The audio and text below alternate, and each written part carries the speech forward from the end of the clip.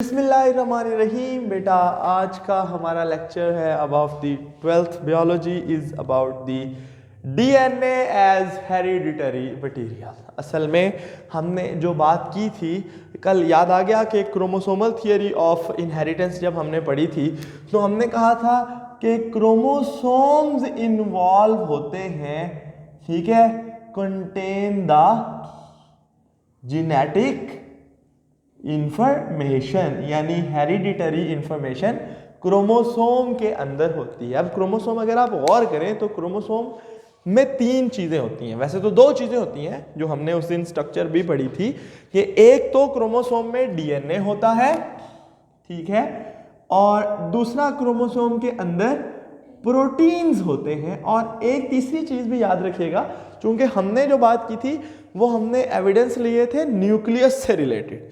तो आमतौर पे जहां डीएनए बनता है, आपको पता है आरएनए किससे बनता है? RNA is synthesized from DNA. So there is a third thing which is also associated with the chromosome as RNA, ठीक है।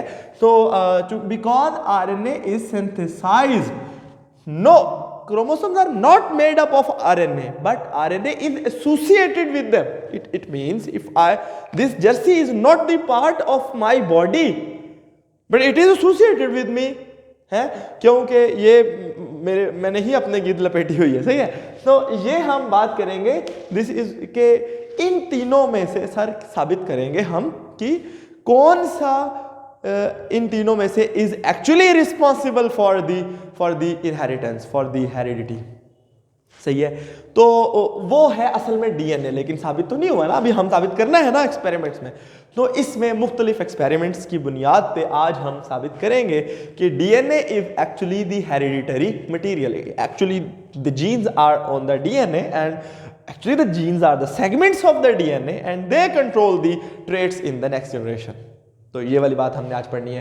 तो उसमें अगर मैं आपको बेटा बताऊं तो वो ये है कि जो ये डीएनए है उसमें सबसे पहला जो एक्सपेरिमेंट था दैट वाज अबाउट दी, वो एक बंदे थे, इनका नाम था फ्रेडरिक ग्रिफिथ। अब नाम के स्पेलिंग आई थिंक सही भी गलत भी हो सकते हैं, ठीक है, तो देखना, ठीक है। इनका एक एक्सपेरिमेंट था जिससे एक बहुत अच्छा क्लू मिला। वो क्या क्लू था मैं आपको मजे की बात बताता हूं। एक बैक्टीरियम है स्ट्रेप्टोकोकस, आपको पता है, ठीक है, और स्ट्रेप्टोकोकस निमोनियाई, निमोनियाई भी कहते हैं, IAE, ठीक है, निमोनियाई। उस वक्त इसको न्यूमोकोकस कहते थे। न्यूम कहते हैं फेफड़े को, न्यूमोकोकस फेफड़ों को इन्फेक्ट करने वाले, निमोनिया काज करने वाले ये बैक्टीरिया स्ट्रेप्टोकोकाई, ठीक है। तो ये जो स्ट्रेप्टोकोकस निमोनियाई है इसकी दो शक्लें हुआ करती हैं आमतौर पे। एक जो शक्ल है नीचे, यानी इसका मतलब यह है कि नीचे बैक्टीरियम सेम है, फर्ज किया बैक्टीरियम को मैं लिख देता हूं लाल से, या ऐसे लिख देता हूं, दोनों को लाल और ग्रीन इस्तेमाल कर लेते हैं, ठीक है, और ब्लू भी थोड़ा बहुत काम आएगा। तो इसकी दो शक्लें हैं, एक जो है that is called as the rough form, ठीक है, और एक है स्मूथ फॉर्म, ठीक है। ये जो है ये स्मूथ फॉर्म है। कैसे कि ये बैक्टीरियम फर्ज किया अगर ऐसा है, वैसे तो ये कोकाई है, मैं दो बना देता हूं, ठीक है, फर्ज किया ऐसे किताब में बने हुए हैं। तो ये जो बैक्टीरियम है इसके गिर्द एक कोट हुआ करता था, वो कोट होता है फर्ज किया ब्लू कलर का, समझ आ गई। और this is what we say the polysaccharide coat, polysaccharide coat. इस कोट की वजह से ये बड़ा स्मूथ होता है, इसकी जो कॉलोनीज बनती हैं, मतलब जब ये जो प्लेट के ऊपर नजर आता है, प्लेट मतलब जब हम इनको ग्रो कराते हैं एगर के ऊपर तो वहां छोटी छोटी कॉलोनीज बनती हैं, वो बड़ी स्मूथ होती हैं, इसलिए हम कहते हैं ये एस फॉर्म है। तो आगे हम एस फॉर्म आर फॉर्म का लफ्ज इस्तेमाल करूंगा तो आपने परेशान नहीं होना, सही है। दूसरा जो नेकेड है उसके गिर्द ये वाला कोट नहीं है, और वो फर्ज किया वो मैं ग्रीन से बना देता हूं क्योंकि ये बीमारी काज नहीं करता, सही है। तो इसको हम कहते हैं आर फॉर्म। क्या कहते हैं? आर फॉर्म, क्योंकि it does not cause the, इसकी कॉलोनीज रफ होती हैं, so that is why it is rough, जिस तरह रफ एंडोप्लाज्मिक रेटिकुलम और स्मूथ एंडोप्लाज्मिक रेटिकुलम। सही है। तो ये बैक्टीरियम की दो वेरिएंट्स यानी दो शक्लें एग्जिस्ट करती हैं। ये पैथोजेनिक है, ठीक है, यानी ये सीवियरली डिजीज काज करती है, और ये जो है ये नॉन पैथोजेनिक है, मतलब ये डिजीज काज नहीं करता। समझ आ गई बात की? अब असूली तौर पे किया क्या जाना चाहिए कि अगर हम एस फॉर्म किसी को लगाएं तो उसको डिजीज आनी चाहिए। तो जो ग्रिफिथ का एक्सपेरिमेंट था वो था माइस के ऊपर। उसने क्या काम किया, उसने 3 ऑप्शंस लगाए। एक जो था उसने एस फॉर्म लगाया, जो है व्हाट वी से, यहां पे ही बता देता हूं। तो उसने जो एस फॉर्म है वो एक माउस को लगाया, मतलब चूहों को लगाया, उनके एक ग्रुप को, और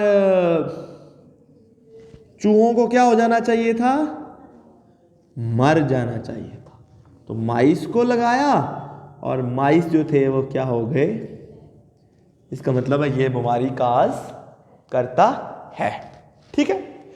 जो दूसरा ग्रुप था चूहों का, उसको उसने जो है वो आर फॉर्म लगाई, ठीक है, और जिसको आर फॉर्म लगाई उन माइस को मरना नहीं चाहिए था और वो बच गए, अलाइव रहे, वो नहीं मरे। तो ये दोनों बातें ठीक हैं। समझ आ गई बात की? अच्छा, अब अगर आप गौर करें तो अगर हम इसको, ये आमतौर पे पैथोजेनिक है, लेकिन इसको किल करके लगा दें, इन बैक्टीरिया को मार दें फिर लगाएं, तो बीमारी नहीं होनी चाहिए। तो एक तीसरे ग्रुप को उसने क्या काम किया, उसने ये किया कि ये जो एस फॉर्म है इसको उसने किल करके लगाया। किल करने से मुराद ये है कि उन्होंने जनाब अली ये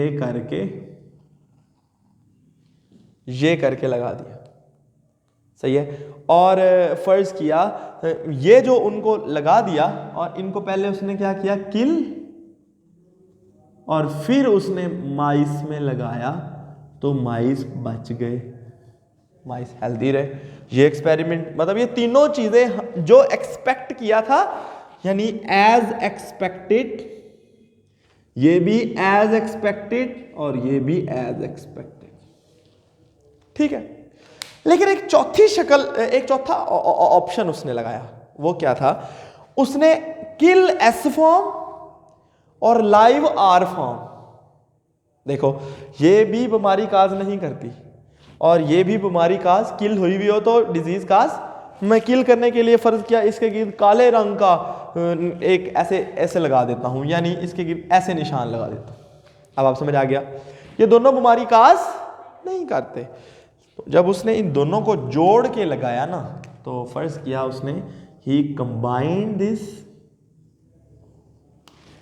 this killed S form,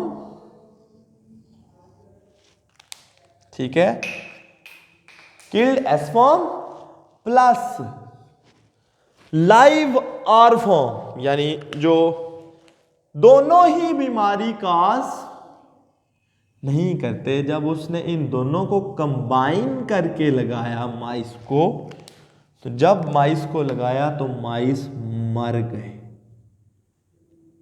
not as expected. सही है। और जो ये मरे हुए बैक्टीरिया, जो चूहे मरे ना, इनका ब्लड सैंपल जब उसने लिया तो उसके अंदर जो बैक्टीरिया निकले मरे हुए माइस के अंदर, वो कुछ एक नई चीज थी। ना वो ये थे ना वो ये थे। ऐसा क्यों हुआ? फर्ज किया, ये देखें, इस बात की समझ आ रही है ना? कहा ये गया, चलो अगर आप गौर करें तो जो इन माइस से जो सैंपल लिया गया वो मैं यहां बता देता हूं। Sample from dead mice. उसके अंदर क्या था, उसके अंदर आर फॉर्म वाले बैक्टीरिया थे, लेकिन उनके गिर्द एस फॉर्म वाला कैप्सूल था। मजे की बात है ना, वही तो मैं पूछ रहा हूं कि यानी they had the polysaccharide coat of S form plus the surface protein structure, यानी जो कैरेक्टर थे उनके अंदर सरफेस प्रोटीन, जो उनके ऊपर जो प्रोटीन्स होती हैं, ऑफ आर फॉर्म। सही है। इससे मुराद ये हुआ कि इस दौरान इस जब कंबाइन जब किया तो दिस थिंग हैज, ये नहीं है कि इसने अपने कपड़े उतार के इसको दे दिए, ऐसा तो नहीं है कि उसने अपना कोड दिया। अगर कोड दिया है तो खुद ये कोड ने एक्शन क्यों नहीं किया। सही है। लेकिन इसका मतलब है कि इसने कुछ इंफॉर्मेशन अपनी पास की है इसको। सही है। और ये जिंदा है, या ये जो लाइव थे, ये डेड भी नहीं थे, ये बैक्टीरिया लाइव थे। इसका मतलब है एस फॉर्म चाहे वो डेड थी, it has passed some character to the R form. Yes, DNA dead नहीं होता। डीएनए कई हजार साल तक डेड नहीं होता। डीएनए बहुत हाई टेम्परेचर बियर कर, बड़ा हीट होता है, समझा। आरएनए बड़ा सेंसिटिव होता है, डीएनए को तो मसला ही कोई नहीं होता। सही है। तो इट हैज पास्ड सम, अभी ये पता नहीं लगा कि डीएनए ही है ना, अभी ये पता नहीं लगा। ये पता लगा, यहां तक ग्रिफिथ का एक्सपेरिमेंट शाया हो गया अभी चीजें, लेकिन अभी बस ये पता लगा कि it has passed some information to live R, पर वो इंफॉर्मेशन उसने कैसे पास की अली पता नहीं लगा। इसे कहते हैं बैक्टीरिया के अंदर एक चीज होती है ट्रांसफॉर्मेशन। ये आगे दो और साइंसदान थे जिसमें से ऑसवर्ल्ड एवरी नाम था और कॉलिन मैक्लोड और एक और भाई साहब भी थे, ये मतलब मिक्स है। ठीक है। ये एक एक्सपेरिमेंट था, मैं इसको एवरी एक्सपेरिमेंट लिख देता हूं, वेरी भी कहते हैं ये एक्सपेरिमेंट। ये बेसिकली आप ये समझे, ये उसकी अगली शाख थी, यानी उसका एक्सटेंशन था पिछले एक्सपेरिमेंट का। ये तीन बंदे थे, मैक्लोड और मैकार्ले भी है शायद, ऐसा कुछ नाम है, मुझे भूल गया। ठीक है। इन्होंने क्या काम किया, इन्होंने भी वही चीज बनाई। क्या बनाया? इनका कॉम्बिनेशन जो ग्रिफिथ ने नहीं इस्तेमाल किया था, इन्होंने क्या चीज बनाई? That is dead smooth form and live R form. यही ना, यही वाला कॉम्बिनेशन, यानी dead smooth plus live R. लेकिन इन्होंने एक एक्स्ट्रा काम किया, वो ये कि जब इनको कंबाइन किया ना, जब इनको कंबाइन किया तो इनके अंदर से they removed the protein, removed the protein, 99.9% protein उसमें से निकाल दी। और जो बाकी बचा, यानी जो रिमूवल ऑफ प्रोटीन के बाद बाकी क्या बचता है? तकरीबन डीएनए प्लस आरएनए, फर्ज किया अगर हम सेफ साइड पे भी रहें तो जो बाकी चीज बचती है, वो जब इन्होंने माइस को लगाई तो माइस फिर डेड हो गए। इसका मतलब प्रोटीन तो नहीं है क्योंकि वो तो हमने इन लोगों ने रिमूव कर दिए थे। सही है। फिर इन्होंने कहा चलो ऐसा नहीं करते, एक और काम करते हैं। ये उन्होंने लिया यही वाला कॉम्बिनेशन, इन्होंने मुख्तलिफ काम किए ना। एक में ये किया, एक में क्या किया? प्रोटीन डाइजेस्टिंग एंजाइम डाल दिए। उन्होंने प्रोटीन्स को डाइजेस्ट कर लिया। जब प्रोटीन्स को डाइजेस्ट किया तो बाकी फिर क्या बचा? ठीक है। वो जब लगाया माइस को, माइस फिर डेड। फिर उन्होंने क्या किया? इसके साथ आरएनए, डीएनए नहीं, आरएनए डाइजेस्टिंग एंजाइम इस्तेमाल किया। बाकी बचा, माइस को लगाया, माइस फिर डेड। फिर इन्होंने डीएनए डाइजेस्टिंग एंजाइम इस्तेमाल किए। जब डीएनए डाइजेस्ट हुआ तो माइस अलाइव रह गए। इसका मतलब है yes, DNA is the hereditary material. समझ आ गई। और इसके ऊपर एक और एक्सपेरिमेंट था जो मार्था चेज और दी हार्शी, ये भी बड़ा इंपॉर्टेंट एक्सपेरिमेंट है। That is the Alfred Hershey and Martha Chase experiment. ये भी एक इंटरेस्टिंग एक्सपेरिमेंट है। ये मैं आपको, यहां तक तो समझ आ गया ना बेटा? तो मैं इन दोनों का एक्सपेरिमेंट यहां आपको साइड पे करके इधर इधर दिखा देता हूं। इतने हिस्से में नजर आ ही जाएगा। ये डस्टर भी खराब हो गया, तो चलो, यानी ये एक थर्ड एक्सपेरिमेंट मैं आपको अभी बताने जा रहा हूं जो साबित करेगा कि DNA is the hereditary material. बड़ा इंटरेस्टिंग एक्सपेरिमेंट है। कैसे? ये जो लोग थे ना, एल्फर्ड हैर्श, ये मैं क्यों लिख रहा हूं क्योंकि ये इसी नाम से आता है। इन दोनों के एक्सपेरिमेंट का नाम का एक्सप्लेन करें समटाइम। मार्था चेज एक्सपेरिमेंट, इन्होंने टी फेजिस, T2, ये बैक्टीरिया को खाने वाले, फेज कहते हैं, bacteriophage. These are those viruses which infect the bacteria, they kill the bacteria. सही है। और ये जो एक्सपेरिमेंट है इसको हम रीड भी करेंगे, बड़ा इंटरेस्टिंग है। तो ये टी फेजिस करते क्या है? T phases infect the bacteria. आपको पता होना चाहिए कि जो बैक्टीरियोफेज होता है वो एक वायरस है, और वायरस किस चीज का बना होता है? आइदर डीएनए और आरएनए, यानी डीएनए या RNA plus proteins. Proteins are made up of amino acids. ठीक है। तो अब ये जो वायरस, दो तरह के उन्होंने कंस्ट्रक्ट किए। ये जो टी फेजिस थे, ये उन्होंने कितनी तरह के कंस्ट्रक्ट किए? दो तरह के। ये मैं डीएनए जो है वो मैं बनाऊंगा ब्लू से, ठीक है, फर्ज किया। तो ये डीएनए ये बना दिया, और जो दूसरे उन्होंने फेज कंस्ट्रक्ट किए उनके अंदर फर्ज किया उन्होंने, होता क्या है कि फेजिस को ग्रो करवाते हैं ऐसे बैक्टीरिया, ऐसे मीडियम के ऊपर। यानी आमतौर पे फेजिस ने बैक्टीरिया के अंदर ग्रो करना होता है, तो बैक्टीरिया को असल में ग्रो कराना होता है। यानी बैक्टीरिया की कॉलोनी होती है और उसके अंदर फेज को इन्फेक्शन दे देते हैं, तो वो बैक्टीरिया को मार देते हैं। सही है। अब इसका भी डीएनए है, यानी ये फेजिस उन बैक्टीरिया के ऊपर उगाए गए, ग्रो कराए गए, क्योंकि ये खुद तो वायरस खुद ग्रो, ये बैक्टीरियम के अंदर ग्रो किया, तो ये उन बैक्टीरिया के अंदर ग्रो कराए गए जो बैक्टीरिया जिस मीडियम में ग्रो कर रहे थे उस मीडियम में सल्फर 35, ये एक आइसोटोप है सल्फर का जो रेडियो एक्टिव है। ठीक है, समझ आ गई बात की।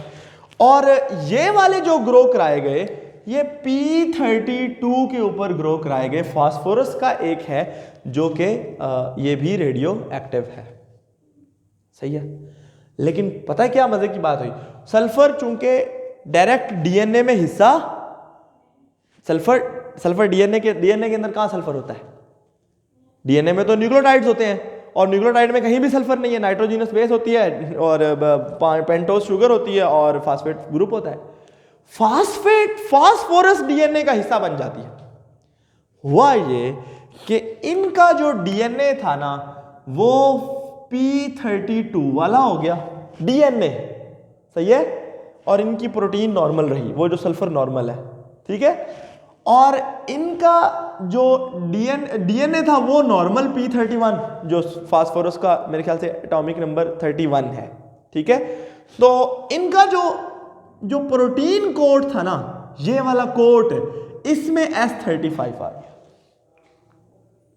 नहीं समझ आई? मैं बता देता हूं दोबारा। देखो, फर्ज किया मैं एक बैक्टीरियोफेज हूं, मैं एक वायरस हूं, और मुझे ऐसे बैक्टीरिया पे, असल में मैंने यहां पे एक एक्स्ट्रा स्टेप ऐड किया है, क्योंकि अगर मैं सीधा कहता ना कि मुझे ग्रो कराया गया है यानी वायरस को, तो वायरस को, भाई वायरस तो खुद ग्रो कर ही नहीं सकता, वायरस तो बैक्टीरिया के ऊपर ग्रो करता है। तो किताब में वैसे ही लिखा है कि they were grown, viruses were grown on these medium. लेकिन मैंने लिखा कि viruses were grown on those bacteria which were grown on these medium. सही है।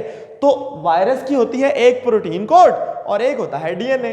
तो सल्फर चूंकि डीएनए का पार्ट बन नहीं सकता, इसलिए ऐसे वायरसेस जिनको सल्फर वाले मीडियम के ग्रो कराया गया था, समझो वो उनकी स्किन पे आ गया सल्फर, क्योंकि स्किन पे प्रोटीन है। मैं एग्जांपल दे रहा हूं, अगर मुझे ग्रो कराया गया सल्फर पे और 32 फास्फोरस, रेडियो एक्टिव फास्फोरस और रेडियो एक्टिव सल्फर पे फर्ज किया, तो मेरे अमाइनो एसिड ऐसे अमाइनो एसिड हैं जिनके अंदर सल्फर होता है, ठीक है।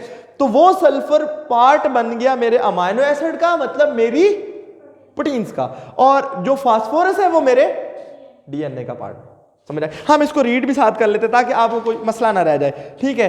तो एडिशनल जब ये एक्सपेरिमेंट हुआ, इसमें क्या किया गया, in some experiments in the labelled viruses with radio isotope P32 which was incorporated into the DNA and एक दूसरे एक्सपेरिमेंट में उन्होंने उनको ग्रो कराया वायरसेस। देखा ना, viruses were grown on S35 जो कि किधर बन गया, which was incorporated into their proteins, amino acid of protein. सही है।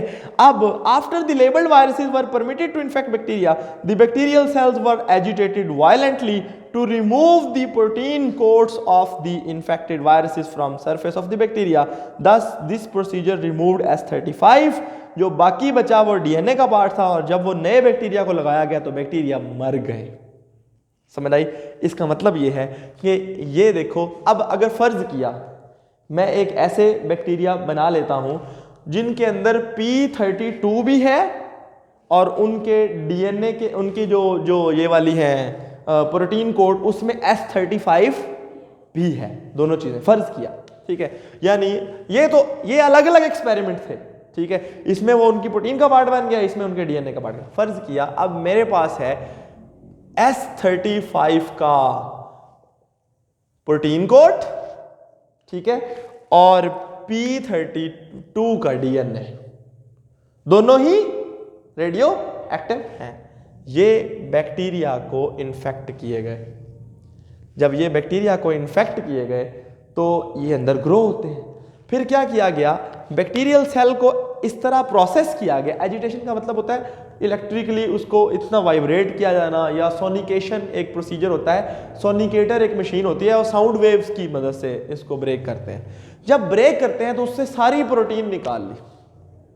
जब सारी प्रोटीन निकाल ली तो S35 वहां से रिमूव हो गया। सही है।